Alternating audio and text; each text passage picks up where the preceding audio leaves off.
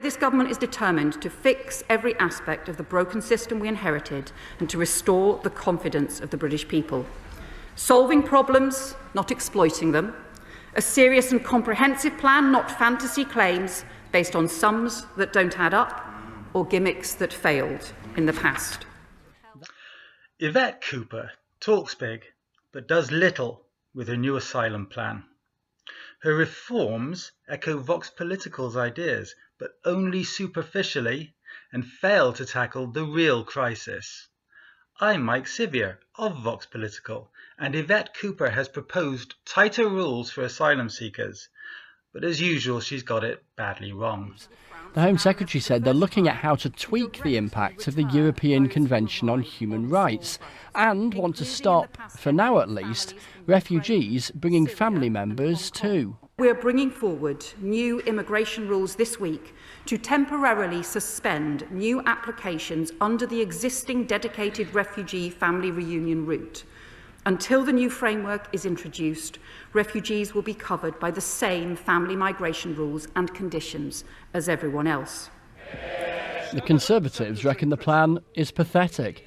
Far from smashing the gangs, so far this year, 29,000, to be precise, 29,003 illegal immigrants have crossed the English Channel. That is the worst year in history, and it is up by 38% compared to last year. That is not success, it is failure.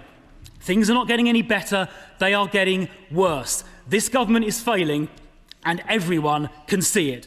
And you'll see Reform's reaction after that of the Liberal Democrats. Isn't it just cruel madness to restrict family reunion, one of the few safe routes that actually currently exist? Particularly when we know that 93% of refugee family reunion visas this year were to 93% to women and children. Every time the Home Secretary announces a new policy on illegal migration actually goes up. So I think a period of silence would be most welcome from the Home Secretary.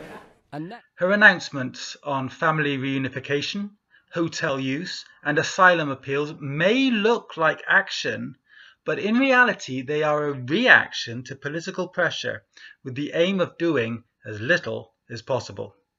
The proposals pay lip service to the serious reforms I have been advocating, but they do almost nothing to fix the system. So, Cooper's plan superficially echoes concerns raised by Vox Political. She speaks of reducing reliance on hotels and introducing a fast-track appeals process, nodding to issues I have highlighted in the past. Hotels are expensive stopgaps, and slow processing fuels public frustration. She also points to the National Crime Agency's disruption of smuggling networks, signalling awareness of operational challenges in small boat arrivals. But one element of her proposals is fundamentally misapplied. Why is Cooper suggesting family members joining asylum seekers must have English language proficiency and access to sufficient funds? These are standard criteria in economic immigration policy, designed to ensure that migrants entering under work or study routes can integrate and support themselves, but they have no place in the asylum system, which exists to protect individuals fleeing persecution, torture, or life-threatening harm. Making family reunification for asylum seekers resemble economic migration is not only irrelevant, it is, in my opinion, a deliberate attempt to cause harm. By conflating asylum with economic migration, the government risks inflaming exactly the criticism it claims to address, that people claiming asylum are only here for economic reasons. The reality is that most asylum seekers are fleeing danger, not seeking work or financial advantage. Introducing requirements like English proficiency or financial thresholds sends a message that the UK's asylum system is prioritising economic criteria over human rights. This is a dangerous misstep that should erode public trust, spark resentment, and undermine the system's integrity. I have argued that reforms should be proportionate, focused, and legally coherent, not borrowed from unrelated immigration rules in order to create a bit of political theatre. Legally coherent. It would help if I was a bit more coherent myself, wouldn't it? But there we are. Her legal tightening also risks overreach. While I have advocated for narrow and proportionate reforms aimed at serious criminality or extraordinary circumstances, Cooper's proposals threaten to restrict rights for many legitimate claimants. And attempts to reinterpret Article 8 of the European Convention on Human Rights, that's the right to family life, in the name of efficiency, could inadvertently undermine basic protections for thousands, including the right to family life for genuine refugees. Returns agreements are another headline feature of Cooper's announcements, and they are largely symbolic.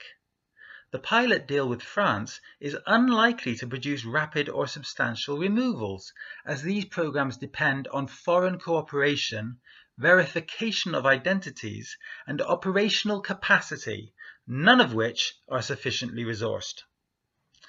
Announcements alone do not translate into real-world deportations. A fundamental lack of transparency remains unaddressed. I have called for clear dashboards showing hotel occupancy, per-person costs, contractor payments, and tribunal outputs, yet the Home Office continues to keep us in the dark.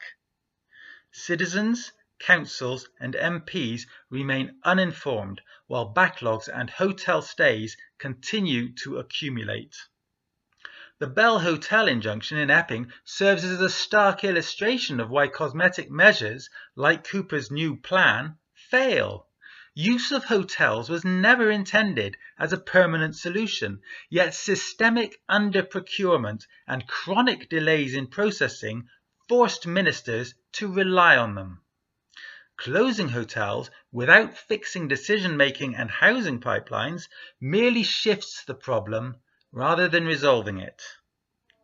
The numbers underline the crisis. Appeals backlogs have ballooned, with tens of thousands of claimants waiting for decisions.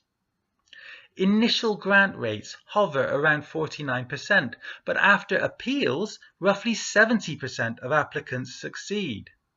This demonstrates that the system is poorly managed, producing inefficiency and unnecessary public frustration.